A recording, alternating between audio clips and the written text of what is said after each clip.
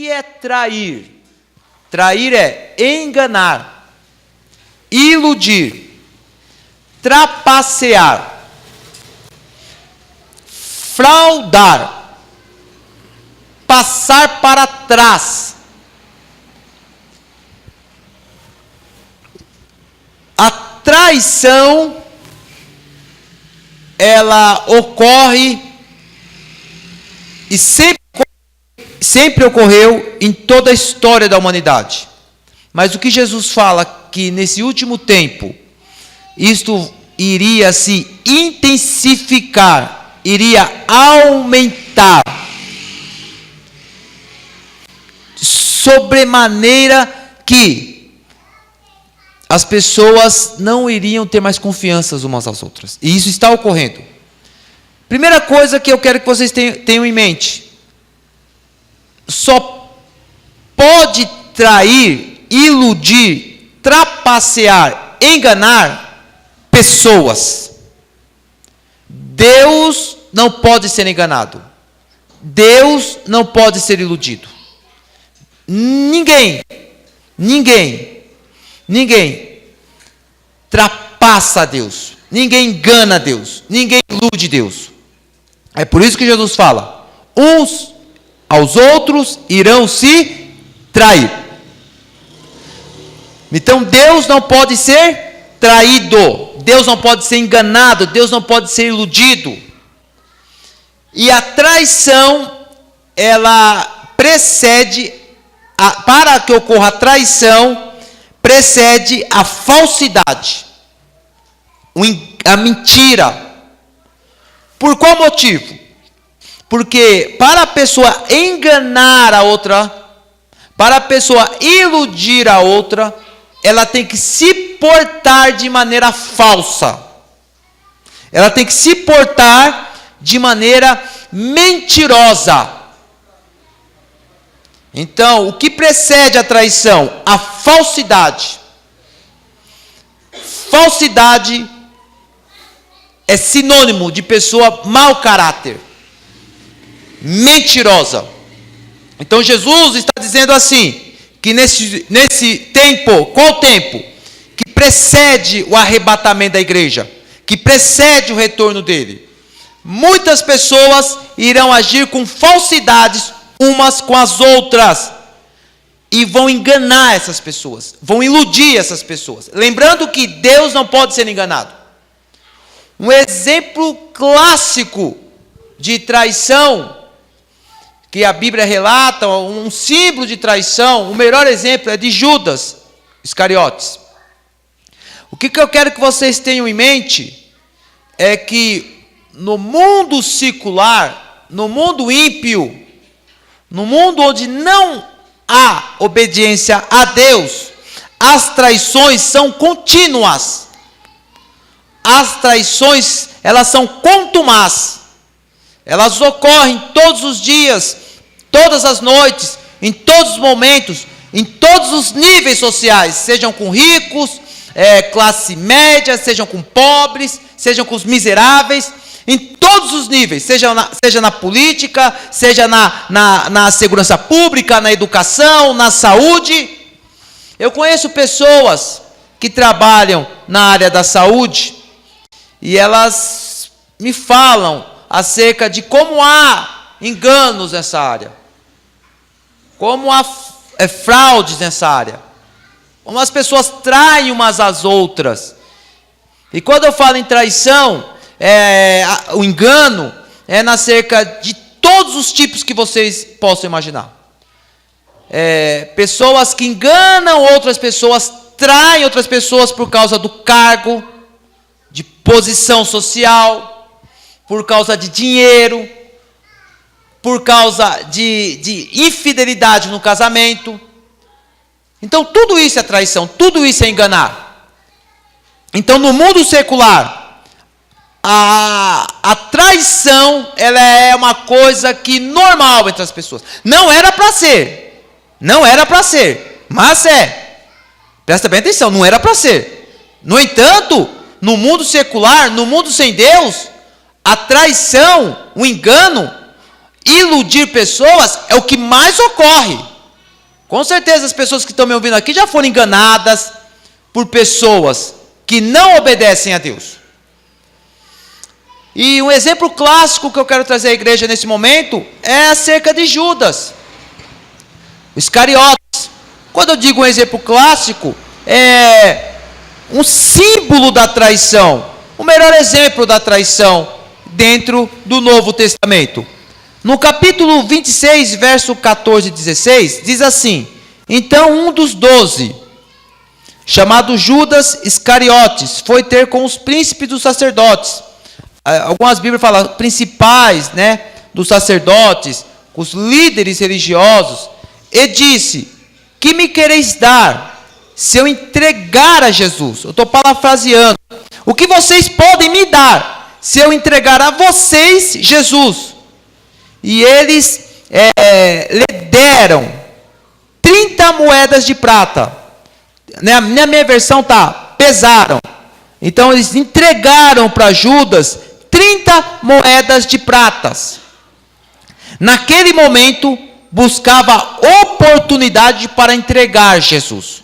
Olha que interessante, pessoal. Judas, ele traiu Jesus. Todos conhecem a história.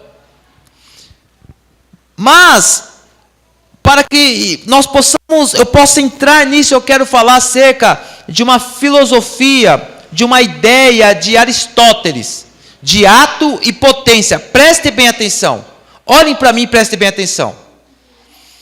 Eu vou falar acerca do que Aristóteles trouxe de ideia, uma coisa filosófica, ato e potência, para poder falar acerca de Judas e de traição. Ato, o que é ato? Aquilo que já é, aquilo que já existe. Isto, anotem. Ato, aquilo que já é, aquilo que existe. O que é potência? Potência é a possibilidade de ser. É aquilo que não é, mas pode vir a ser. Os exemplos deixaram claro a vocês.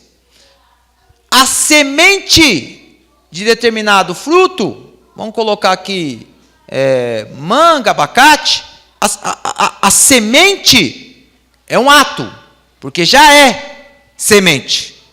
É um ato, já é semente. Então a semente é um ato. E dentro deste ato, há a potência, a possibilidade de ser uma árvore. Então a semente é um ato. E dentro deste ato, há a potência, existe a potência, que é a possibilidade de ser uma árvore. Então, percebam só. Porém, para que esta semente possa ter a possibilidade de ser uma árvore, para que este ato gere a potência, a possibilidade dele, é necessário uma ação externa, condições externas. Exemplo, se eu pegar esta semente desse fruto e colocar sobre este púlpito, colocar água, pegar uma luz artificial, tem como este fruto se transformar numa árvore? Se eu colocar em cima deste púlpito? Não tem. Então, as condições têm que ser propícias, têm que ser adequadas àquela possibilidade. Mas, se eu pegar esse ato, essa semente, colocar numa terra boa, onde há a luz do sol natural, e todo dia regar, cuidar, há possibilidade de nascer uma árvore? Sim. Então, este ato, com uma condição externa, com fatores externos, gera uma árvore. Assim é o homem. O que o homem é? É um ato. Aristóteles ensinou isso. O homem é um ato. Ele já é. Você, Alan, adolescente, você é um ato. Já é. Obadias, outro adolescente, e assim sucessivamente, até o nosso último irmão, o Bruno. É um ato. Porque nós já somos. Só que dentro deste ato, a possibilidade, a potência do bem e do mal. Então, fatores externos podem lhe dar frutos bons ou frutos maus. Então, nós somos atos. E dentro desse atos que somos, a potência do bem e do mal. Foi isto que Aristóteles ensinou. Foi isto que ele pensou. E há algo muito parecido, sugere o livre-arbítrio. E eu entendo isto. Porque se nós pensarmos que Judas foi predestinado a trair Jesus, que Deus fez Judas apenas para trair Jesus, nós executamos, eliminamos toda a liberdade humana. Se Deus criou Judas, se Deus trouxe Judas ao mundo apenas para traí-lo, para enganá-lo, para iludir a pessoa de Cristo, embora Cristo sabia da traição de Judas, nós eliminamos toda a liberdade humana acerca do bem e do mal. E o que eu quero que vocês entendam, Judas, ele era um ato livre. Poderia ser qualquer pessoa para trair Jesus. Poderia ser quaisquer discípulos. Quando nós olhamos para o Novo Testamento, todos os discípulos, nós observamos ali, quando digo todos, são Pedro, João, Tiago, os mais citados, eles realizam boas obras e más obras. Quando Jesus fala acerca que seus discípulos expulsavam, quando ele comissiona para expulsar demônios, curar enfermos, Judas estava entre eles. Então Judas também fez boas obras. O que aconteceu então com Judas? O que acontece com a nossa natureza adâmica? Romanos capítulo 5, verso 12. Nós herdamos a natureza de Adão. E essa natureza de Adão, ela é má. Então, quando vem um fator externo, a Bíblia fala que nós somos tentados pelas nossas concupiscências, pela nossa natureza má, nós geramos, nós criamos este mal que é o pecado dentro de nós. Não é Deus que criou o mal e Deus colocou o mal. É a nossa natureza que é assim. Preste bem atenção. O que gera um fruto bom? É a graça de Deus sobre as nossas vidas. A palavra pregada. Quando nós olhamos para Judas, ele teve a oportunidade de ser uma pessoa melhor. De seguir junto com os apóstolos até Jerusalém e ser revestido pelo Espírito Santo e ter feito uma grande obra. Entretanto, ele deixou a natureza má ser atraída pela própria concupiscência, pelo próprio desejo carnal. O que levou Judas a trair, a enganar, iludir Jesus. Embora Jesus nunca foi enganado, porque Jesus sabia que Judas ia fazer. A ganância de Judas, o desejo de Judas pelo dinheiro, preste bem atenção. Porque quem procura os líderes religiosos foi Judas. Os líderes, quando nós olhamos o Novo Testamento, no final, eles se reúnem para tentar de todas as formas buscar uma ocasião contra Jesus. Tem uma coisa interessante, porque eles perguntam para Jesus acerca da autoridade de Jesus. Jesus faz um questionamento. O batismo de João era do céu ou da terra? Eles não respondem. Porque senão ia acontecer, se eles falassem que era de João, Jesus ia perguntar, então por que vocês não foram batizados? Se eles falaram que era humano, eles poderiam ser apedrejados. E quando Jesus faz esse questionamento, as pessoas, eles procuram partidários políticos para questionarem Jesus. Jesus responde acerca da César o que é de César, o que é Deus o que é de Deus. Logo em seguida vieram os saduceus. Jesus cala os saduceus acerca da ressurreição. Logo na terceira, vem um especialista da lei e pergunta para Jesus acerca do grande mandamento. Jesus ensina para ele acerca do grande mandamento, que são 2. Neste momento, eles procuraram em todos os motivos, ocasiões para poder matar Jesus. Eles estavam procurando isto. Veja só que interessante, foi Judas que procurou os líderes religiosos. Porque eles estavam desejosos em saber como iam matar Jesus. Por que Judas fez isso? Por causa da concupiscência, da natureza, dessa potência má que há dentro das pessoas. Essa possibilidade de crescer. Quando Judas recebeu 30 moedas, é neste momento, que ele começa a buscar oportunidades para entregar Jesus. Ou seja, ele participa de uma ceia. Ele está com Jesus em outros lugares. Como que ele se portou com Jesus? Falsidade, engano, mentiras. A traição, ela é precedida por falsidade. Por qual motivo Judas traiu Jesus? Pelos bens materiais.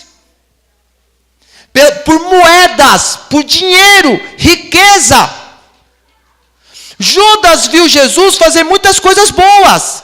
Judas viu Jesus amar as pessoas, ressuscitar Lázaro. Judas viu Jesus expulsar demônios, fazer coxo, paralítico andar, fazer muitas proezas, expulsar demônios. Ele ouvia Jesus, quando Jesus falava, a vocês é dado a saber acerca do reino dos céus. Judas estava lá, Judas estava no meio. Judas ouvia acerca, a vocês eu vou explicar, porque a vocês eu vou revelar o reino dos céus. Por quê? Mas Judas deixou crescer dentro dele o quê? A possibilidade, a potência do mal que há em todos os seres humanos.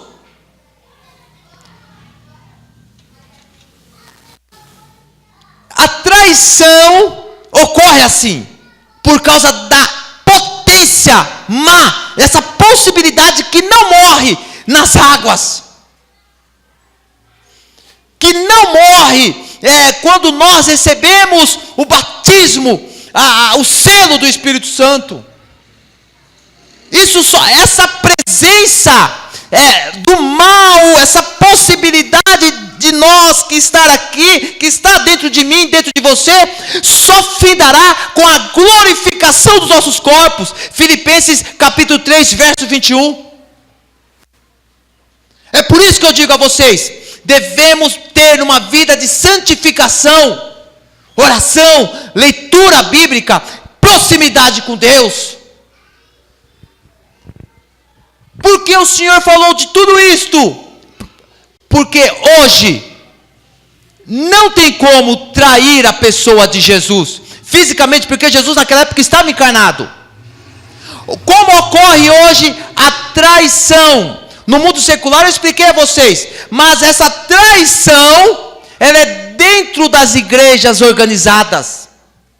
Essa traição é dentro de um sistema religioso. Essa traição são dentro de pregações humanistas, fundamentalistas, dessas pregações liberais,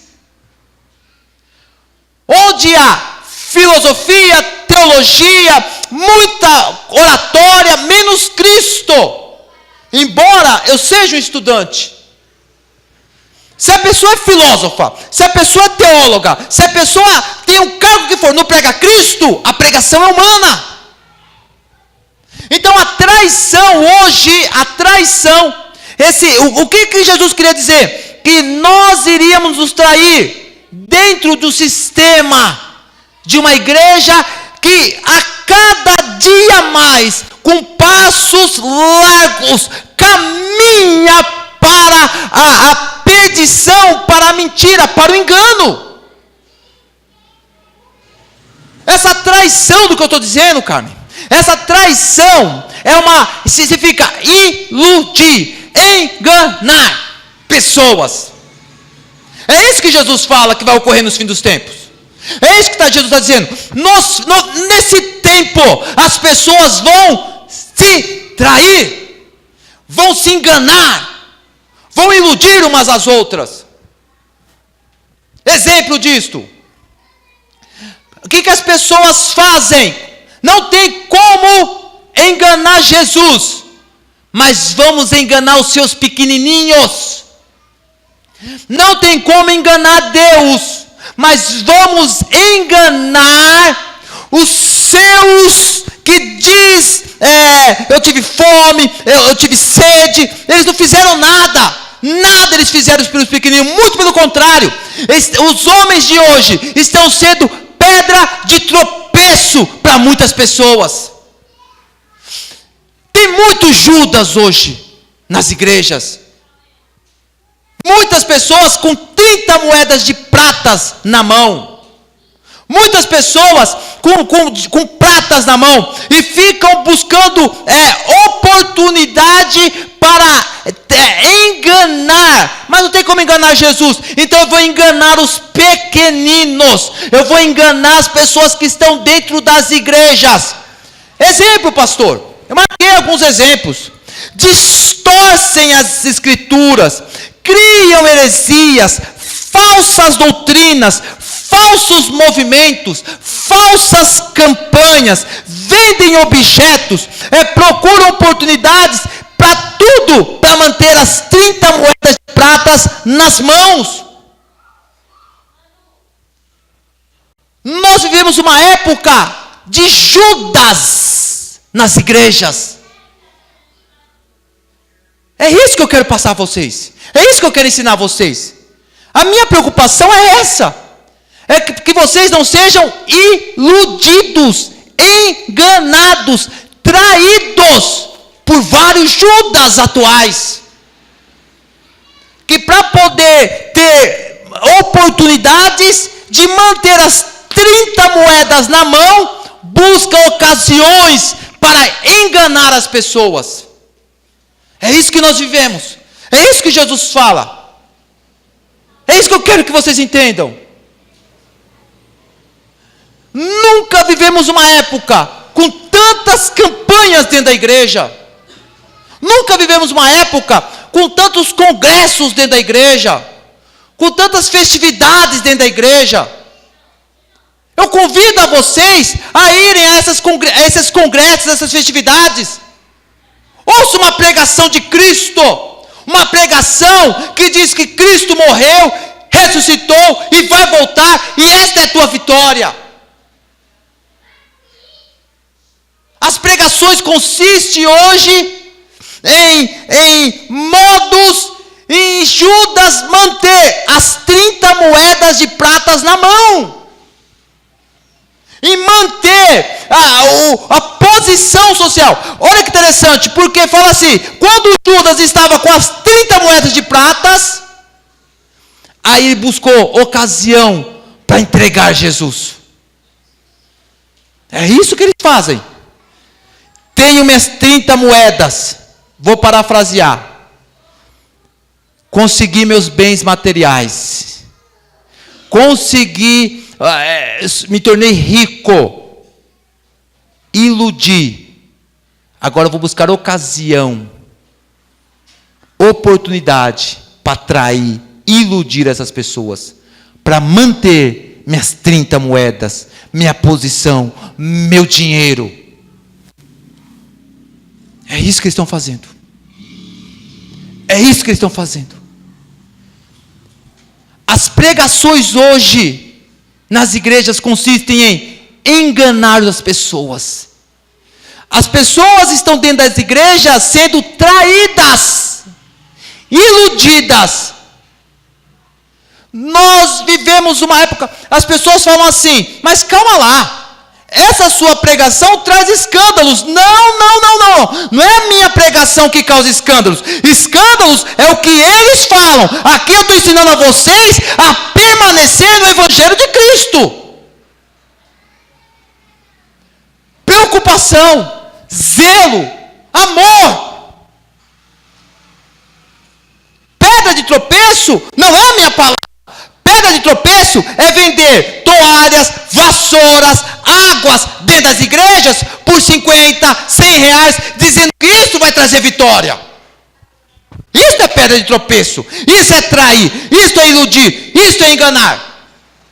E Jesus fala que nesse tempo as pessoas vão te trair. As pessoas vão te enganar. As pessoas vão te iludir. E só pode te iludir distorcendo as santas escrituras, distorcendo as palavras.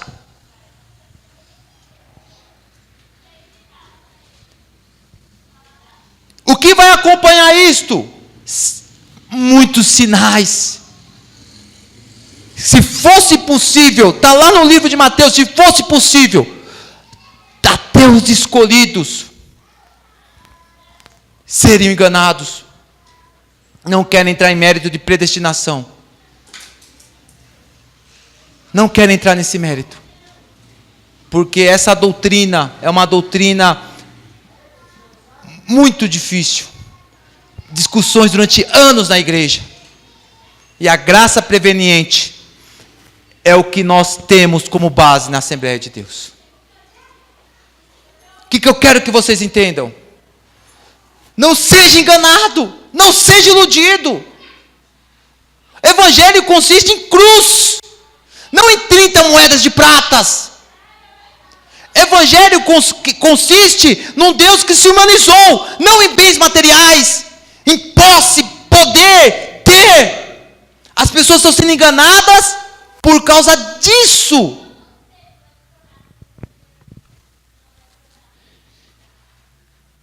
Quando Judas beija Jesus, Jesus diz assim para ele: amigo, o que for fazer, faça depressa. Jesus foi sincero com Judas. Eu não imagino Jesus sendo falso com Judas, embora Jesus sabia da traição de Judas. Jesus era amigo de Judas. Jesus amava Judas. Presta bem atenção. Jesus queria a salvação de Judas. Jesus amava tanto Judas, como Judas era livre para trair o Jesus. Então as pessoas que hoje pregam um falso evangelho para iludir, enganar, trair as pessoas, amigo, faça depressa. Faça depressa. Porque é neste tempo, neste final, que os sinceros vão se manifestar. E isto tem que ocorrer. É necessário, é mister que ocorra, para que Jesus possa voltar. Porque os sinceros vão se manifestar. É por isso que eu ensino a vocês. Vocês têm que ser canais de bênção na vida de outras pessoas. E pregar este evangelho que vocês aprendem aqui na Assembleia de Deus Madureira, em Parque Guaianazes. Este evangelho não é um evangelho de engano. Não é um evangelho de ilusão. Não é um evangelho de tropeço. Não é um evangelho de traição. O evangelho que eu prego é um Deus que se humanizou, que se chama Jesus, o Cristo, que padeceu na cruz do Calvário, se entregou por amor, ressuscitou ao terceiro dia, e com certeza, na minha vida, e tem certeza na tua vida, que Ele vai retornar para arrebatar a sua igreja.